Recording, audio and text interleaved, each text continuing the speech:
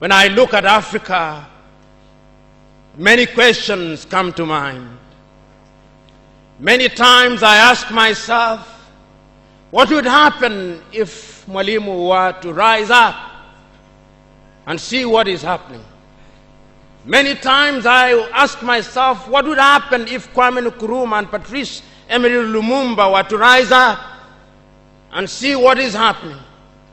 Because what they would be confronted with is an Africa where the Democratic Republic of Congo is unsettled.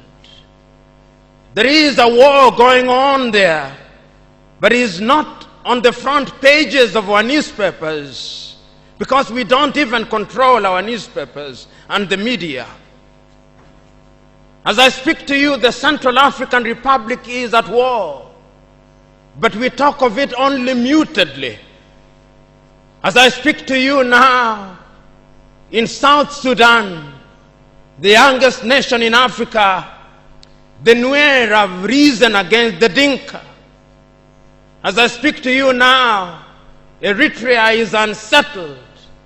As I speak to you now, there is an ease in Egypt as there is an ease in Libya.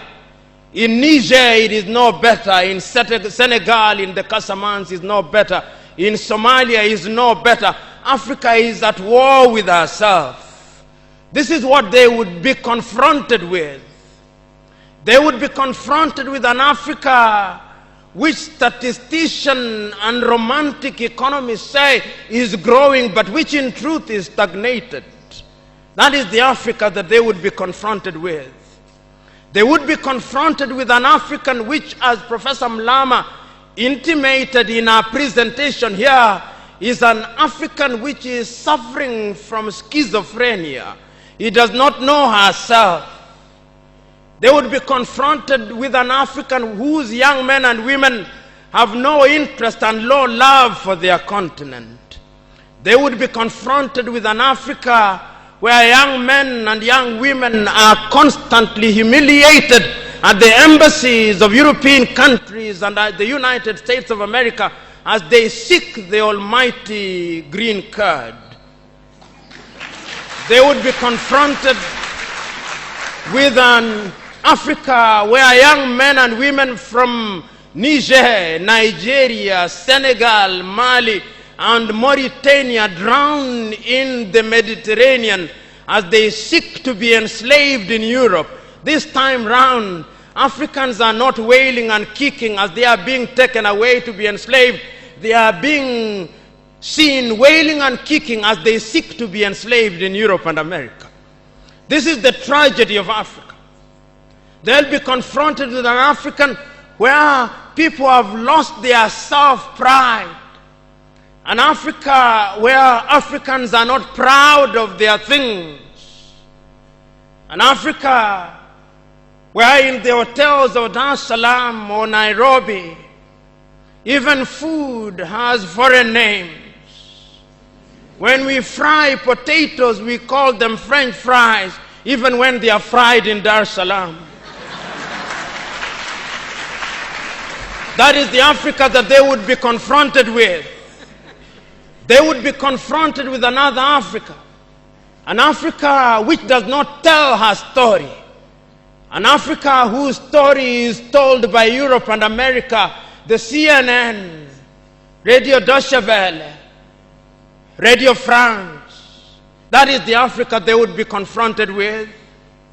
They would be confronted with the young men and women who have no pride in Africa.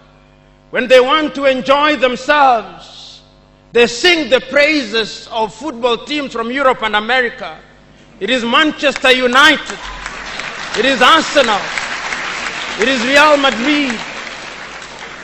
And Barcelona, not Yanga, not Mufulira Wanderers, not Gor Mahia, not FC Leopards. No. That is the Africa that they would be confronted with. They would be confronted with an Africa which does not enjoy its theater and drama. That Africa celebrates Leonardo DiCaprio. It celebrates Angelina Jolie and Brad Pitt. The Africa does not celebrate Genevieve Naji of Nigeria or Rita Dominic or Lou Jacobs of Nigeria, it does not celebrate Bongowood or Nollywood or Riverwood. It celebrates Hollywood. That is the Africa with which they would be confronted. They would be confronted with African women whose greatest source of joy is cheap grade B Mexican soap opera, La Patrona, La Mujer de mi Vida, The Rich Also Cry. Why must we remind ourselves of these realities? Because throughout the ages, the battle has always been the battle of the mind. And if your mind is conquered, then you are going nowhere. And that is why in the ages of enlightenment in Europe, the great René Descartes said, cogito ergo sum, I think, therefore I am. And therefore, if Africans are to begin to make a contribution in their affairs, Africans must begin to think. But the question is, are we thinking? We have universities in their numbers. Tanzania has universities including Dar es Salaam. Nairobi has universities, as indeed Kampala, as indeed South Africa, Johannesburg. We have all these universities. We have engineers. But our roads are not being made by Tanzanian civil engineers. It is the Chinese who are present in this assembly who are making our roads.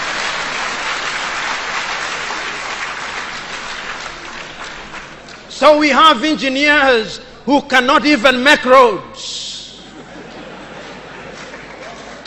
We have doctors whom we have trained.